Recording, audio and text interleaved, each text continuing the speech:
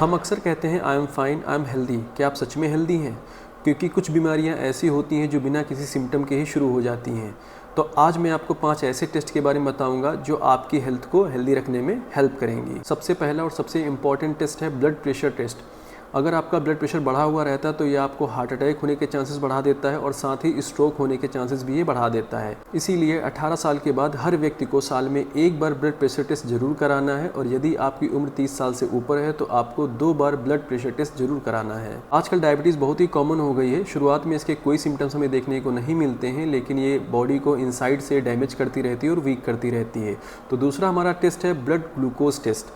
Normal इसकी value 70 to 110 mg/dl fasting होती है, इसीलिए फास्टिंग और पोस्ट मील ग्लूकोज टेस्ट करना बहुत ही ज़रूरी है। थर्ड टेस्ट हम रखेंगे बॉडी मास इंडेक्स का, जिसकी नॉर्मल वैल्यू मेल और फीमेल के लिए क्या है आप अपनी स्क्रीन पे देख सकते हैं। BMI हमें बताता है कि हमारा वेट हेल्दी है या नहीं है। अगर आपका वेट ज़्यादा है तो ये मोस्ट प्रोबेबली आपकी बॉडी के अंदर डायबिटीज़ डेवलप कर सकता है।